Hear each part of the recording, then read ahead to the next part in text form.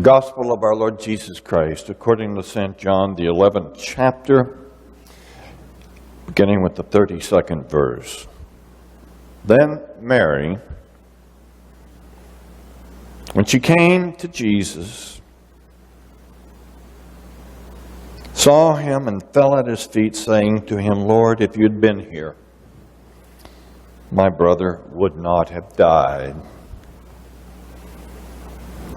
When Jesus saw her weeping, and the Jews who came with her also weeping, he was deeply moved in spirit and troubled. And he said, "Where have you laid him?" And they said, "Lord, come and see." And Jesus wept. So the Jews said, "See how he loved him." But some of them said, "Could not he who opened the eyes of the blind men kept this man from dying?" Then Jesus, deeply moved again, came to the tomb. It was a cave, and a stone lay over it. And Jesus said, "Take away the stone." And Martha, the sister of the dead man, said, "Lord, by this time there will be an odor, for he has been dead for 4 days." And Jesus said to her, "Did I not tell you that if you would believe, you would see the glory of God?" So they took away the stone, and Jesus lifted his eyes and said, "Father, I thank you that you have heard me. I knew that you always hear me, but I have said this on account of the people standing by, that they may believe that you did send me." And when he said this, he cried out with a loud voice, "Lazarus, come out." And the dead man came out, his hands and his feet bound with bandages, and his face wrapped with a cloth. And Jesus said to them, "Unbind him and let him go." The grass withers and the flowers fade, but the living word of God will stand forever. Amen.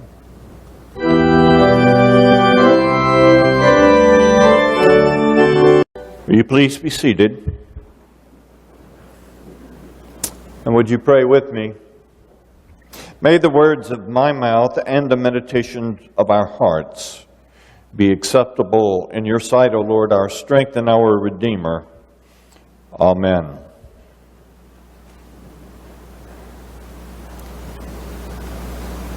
I grew up in the church. And in my family, as in so many families, it was required that we go to Sunday school. It was the year of the man I would call the Dutchman. From Holland originally, captured in World War II, he came out of the Dutch Reformed Church, and he was very serious about Scripture, and we inherit him. Mr. Weiland is our teacher. After the first class, he let us know that each week we had to memorize a scripture verse to even get in. And since we had nowhere else to go and it was required, we set about the task. The first week, I found the perfect text. John 11:35. Jesus wept. I thought I was smarter than anyone else, and I said my Jesus wept, and he smirked. And the next guy in line said Jesus wept, and so on and so forth. And then we all knew it was going to be a long, long year. 2 words. Perhaps 2 of the most powerful words ever spoken about Jesus. Years later, as I was going to undergraduate in Mississippi, no one in Mississippi can graduate without having at least an elementary level of the greatest author, William Faulkner, to come out of Mississippi. It was during the reading of Faulkner's macabre book, As I Lay Dying, that I found the shortest, not verse, but the shortest chapter in American literature. 2 words. Darrell wept. And it triggered in me the shortest verse in the Bible, Jesus wept. Jesus wept at the death of Lazarus. Darrell, in As I Lay Dying, wept at the death of his mother. And this is the most apparent meaning that comes to us why Jesus wept. Death brings that out in us, doesn't it? The weeping. The weeping of a loss of a friend, the weeping of a loss of a parent. Now, most of you know this story like the back of your hand, the raising of Lazarus out of the tomb. And we all rejoice in spirit when Jesus gives that loud proclamation, Lazarus, come forth, and Lazarus comes out of the tomb. It's one of the great miracles of all Scripture. But this morning, if you would allow me a little leeway, I'd like to tell you a story from a different perspective. A perspective of William Faulkner and his idea of life and death.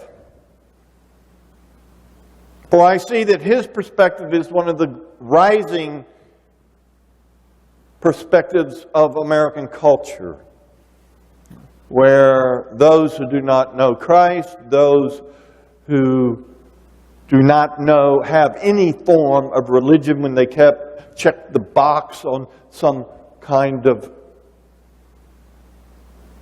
poll, none. Those who declare themselves outright atheists or agnostics. As I Lay Dying is a work of literature about human life without hope. Ance Bundren lives in rural Mississippi. 40 miles down some red clay road in the deep forest, where he is a subsistent farmer, kind of. 40 miles down from Faulkner's imaginary Jefferson City. Ance Bundren is a man without any real moral convictions. He's a thief. He is lazy. His best idea of work is standing around or sitting around telling other people what needs to be done. He is a loathsome character. His wife, whose name is Addie, has a perspective of life that she tells one of her sons, Darrell, who is the central character in this book. The reason for living, she says, is to get ready to stay dead for a long time. In essence, she's saying life and death, it makes no difference. Now, Addie becomes sick. And she instructs her oldest son to start building her coffin. Right outside of her sickbed, the window there, he begins to construct that which will hold her remains. She doesn't want to be buried where the rest of the Bundren family is, because in truth she has no feelings whatsoever for them. 4 boys and 1 girl. She wants to be buried instead in Jefferson, 40 miles over clay roads, where her kin are buried, as a kind of sign I never was a part of your life. A rejection of her husband and her children. Aunt Bundrell promises, yes, I will see that it is done. When we think at that moment he has a feeling of compassion, when really his reason for going to Jefferson and taking the coffin is so that he can get some new false teeth. You've got to remember, this is Faulkner. It gets weird. The events after Addie's death would really be hilarious if they weren't so tragic. The entire family is dysfunctional, emotionally, intellectually, except for Darrell, the middle son, the only one who can see life as it is and see personalities and began to go to a deeper level in their personalities and see what those symbols point to and what they might mean. The oldest son begins to build the coffin, but in the loss of his mother, he can only focus on one thing: how the coffin is constructed. The young son takes a look at the dead mother and says, "She's a dead fish." The sister, the only sister, 16, is pregnant. And her boyfriend has given her $10 to go get an abortion in Jefferson. And that's her reason for following this buckboard along those clay roads. The first thing that happens is they place the body in the wrong way. They have to rearrange that. And as they are all walking beside the buckboard with 2 mules,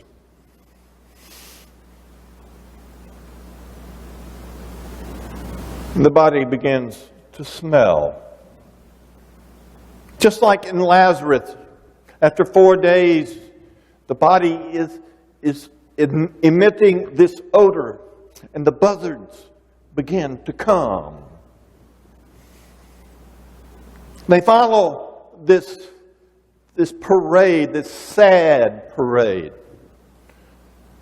collecting more buzzards along the way. And soon they are not allowed to go through some of the villages. They must go around it because of the smell. And once they have to ford a creek that has now risen over its banks, and the body shifts in the coffin, and the coffin starts going downstream, and the mules die, and everything is a wreck. The one son saves the coffin, but what do they do now? They're miles away from Jefferson, and they find a farmer who allows them to put the coffin now 8 days in the barn.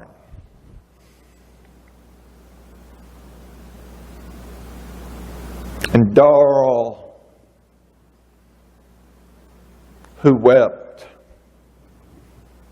laughs at the absolute futility of this quest. He cares enough about his mother that this whole thing is a sham, and it's really not about paying homage to the life of his mother. So he sets the barn on fire so that his mother's remains might go up with it, and there would be some sense of dignity. But one of the sons runs into the burning barn and pulls the casket out. Now it's past 8 days. The farmer is upset.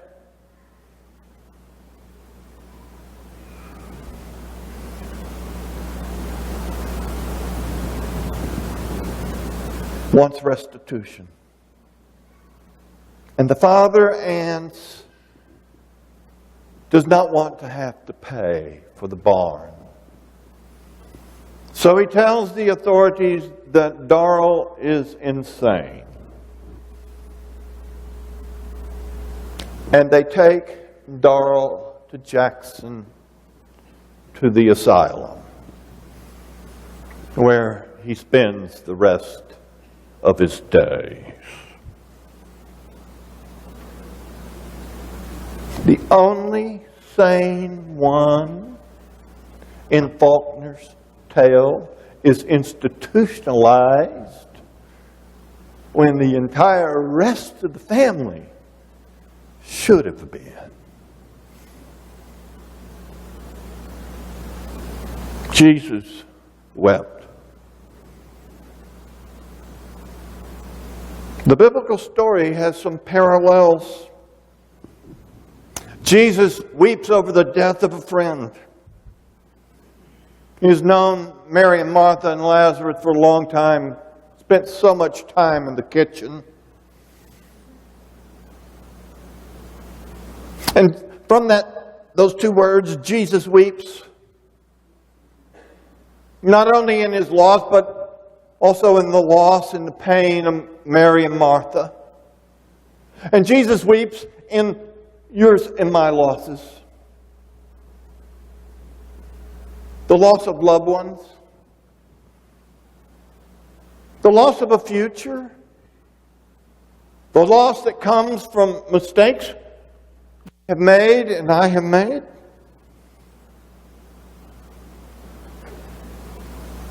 Not only does he weep in those losses, he weeps also because, similar to this Darrell Bundren, he weeps for the inane actions at life's crucial points. Actions that actually make no sense at all and go nowhere. He weeps over the religion in Jerusalem. The leaders were leading the people far, far away from the God of Abraham and Isaac. Oh, so many rules they had. Jesus accused them of straining at little bugs, gnats, and all the while swallowing entire camels.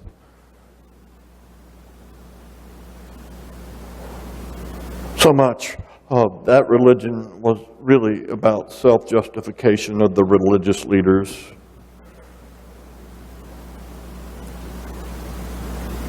So much of that religion was not concerned about the people and God's love for the people. It was so similar to driving some kind of cart with a casket in it down a red clay dirt road across swollen streams. It did not relieve the pain of the people, that religion there, and Jesus wept. Jesus wept at what must have seemed like the insanity of it all. The raising of Lazarus was the one act, very similar to Faulkner's story, the one act that was the catalyst that got him arrested, tried, convicted, and sentenced. For the raising of Lazarus, this man had too much power, was too great a threat.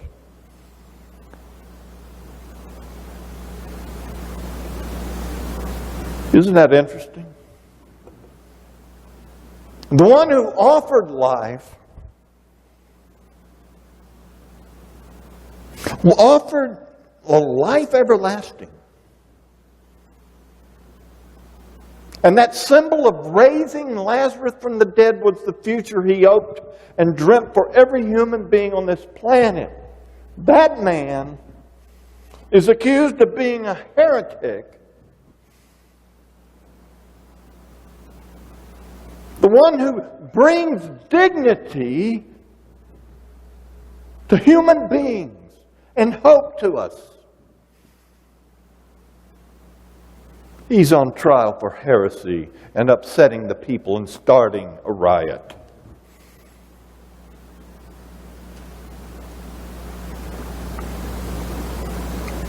The only one who was righteous was arrested by those of us who are unrighteous. And Jesus wept. And I think Jesus wept for all those who refused to believe. Jesus weeps over the Bundren family in all of their total dysfunction. Jesus weeps over our family and our dysfunctions, our country and our country's dysfunction, the world and the world's dysfunction. He weeps because he is a way out of this chaos, darkness, and absurdity. Come, follow me. Hear me. I am the way and the truth and the life. Come to me, all you who are laden and heavy burdened, and I will give you rest. That's what he was about.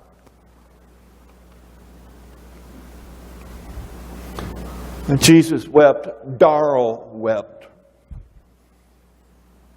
And by their weeping, they showed that they loved. Even the people around said of Jesus, see how he loved him. But there is a critical difference between the gospel and Faulkner's As I Lay Dying.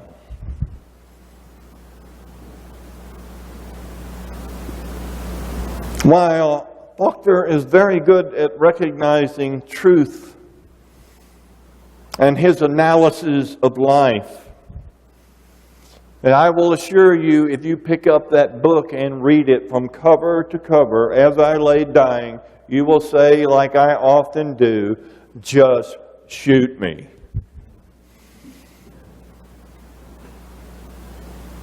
It's simply another version of Jean-Paul Sartre, no exit.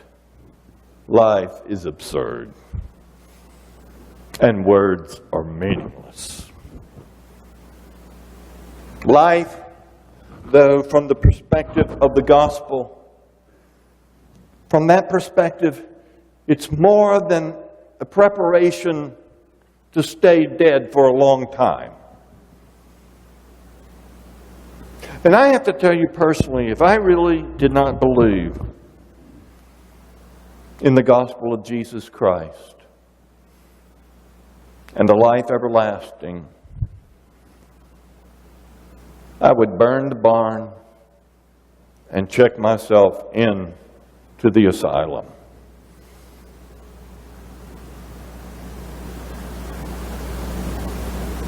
Jesus said,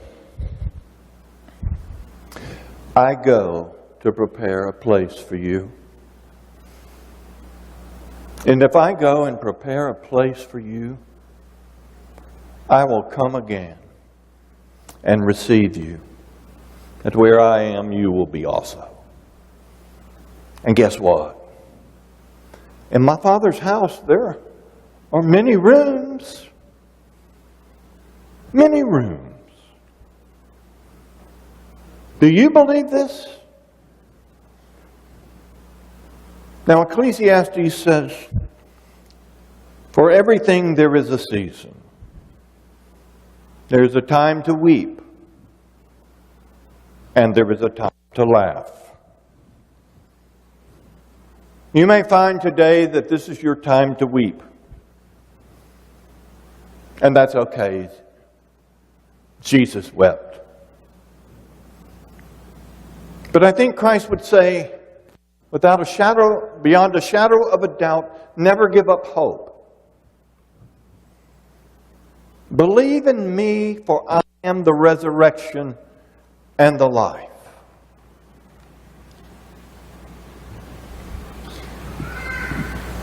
I have perhaps the most ridiculous, stupid, dumbest, anecdotal, little snippet I want to share with you. You may throw books at me, that's okay. But it is so apropos. It was a very raw 1st of March, wind-blowing cold day. And a small snail began to climb a tree. It was a cherry tree. It was difficult for the snail going straight up. And the birds in the other trees began to snark at him. I hate it when birds snark. So, snail, what do you think you're doing? I'm climbing the cherry tree. What are you, just dumb or stupid? There are no cherries to eat this time of year. By the time I get there, there will be. That's stupid.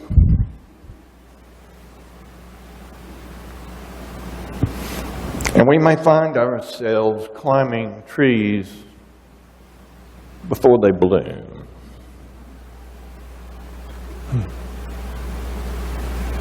And it seems like there's no hope that we can see.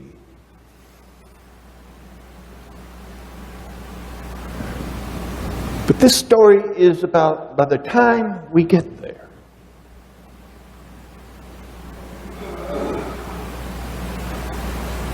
the full blossom and the full fruit is promised.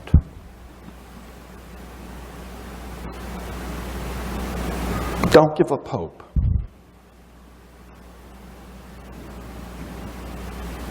Phil read some of the most wonderful words of encouragement I would leave as your last thought in the book of Revelation. This is what we're asked to believe, friends.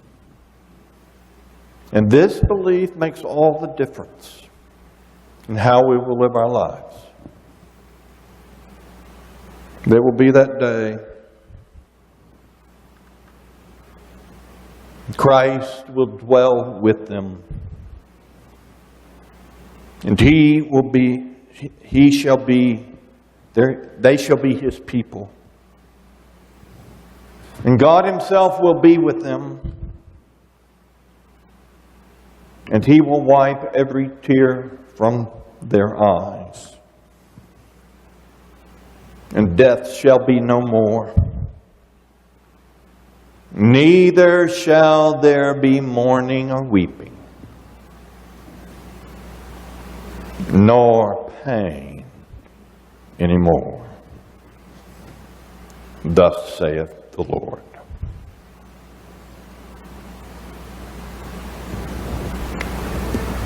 Hang on to that.